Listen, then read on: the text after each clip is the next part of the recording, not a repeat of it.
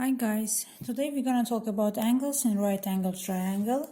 So let us draw first like a simple right triangle, and I told you a lot of times guys, if they show you this one is the right, this is the sign of right angle, then you can say this is a right triangle. Okay, without this you can't say. So then let us take this as the side of x, this one is y, and that one is z. And you want to find this angle, which one is alpha. Let us denote with alpha. And for example, guys, if you have the degree of alpha, for example, it's 30 degree, and you want to find the length of x.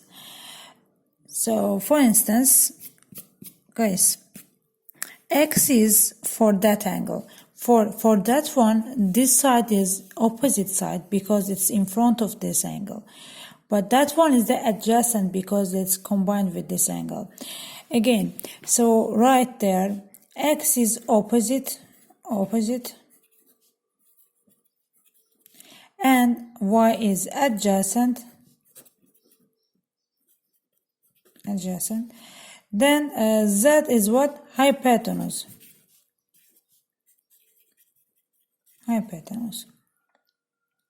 So guys, right there, firstly you can use firstly, for example, for that one, if you have only opposite and adjacent side, look at here, OA, if you have only opposite and adjacent side, you can use tangent alpha and cotangent, but normally we just prefer to use tangent because tangent is, how can I say, a little bit useful than cotangent.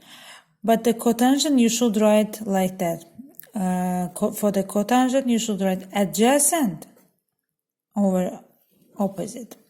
So for the tangent, guys, tangent alpha means this one. For that angle, tangent of that angle is equal to opposite side, OPP you can write, divided by adjacent side. But the cotangent, cot alpha equal to adjacent divided by opposite side.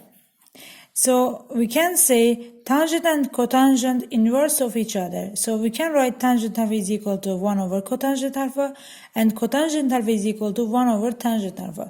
That's why if you find, for example, tangent, you don't need to calculate again the value of cotangent. Just write like that. Cotangent is equal to cotangent alpha is equal to 1 over tangent alpha, and also tangent alpha is equal to 1 over cotangent alpha. Okay, so and now in this triangle, what's the meaning of tangent alpha and cotangent alpha? In this triangle, guys, you should write like that.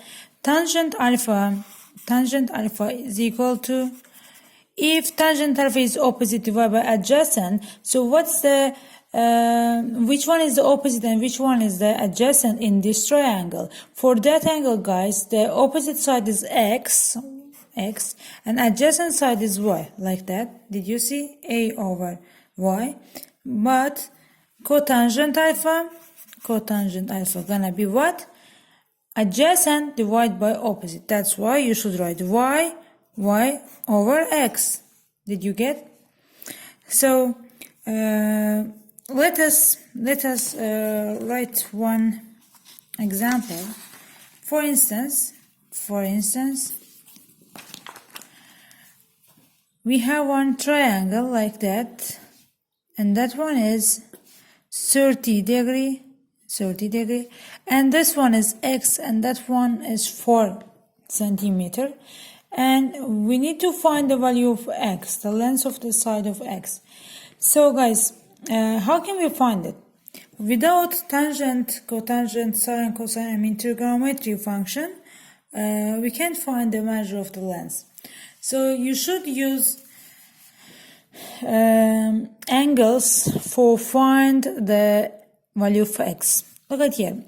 For this angle, guys, that side is opposite side, and that one is what? Adjacent side. Look at here. This one is adjacent for this angle. But if I write 30 in that one, in the top one, so that one should be opposite for this one, okay? For that angle. So adjacent, and another part should be what? Opposite angle, OPP. So now, if I told you, if you have only adjacent and opposite, you should write tangent, yes, tangent alpha is equal to opposite OPP over adjacent. But be careful, which alpha is what? Alpha is 30 degree. And what's your opposite side is x. What's your adjacent side is what? 4 centimeter. So this is J. So let us substitute here. Instead of alpha, you should write what? 30. So tangent 30 is equal to x divided by 4 centimeter. Then from the cross multiplying, guys, we can find the value of x, which one is 4 multiplied by tangent 30 degree, okay? So x is equal to 4 multiplied by, you can calculate tangent 30 with your calculator for exact value, guys. But for example, I know that not exactly, with a root, we can write in square root 3 divided by 3. So this is a 4 in square root 3 over 3. So you can ask me, how can I know that? This is the standard value for the tangent 30. That's why I just learned by heart this value, okay, this answer.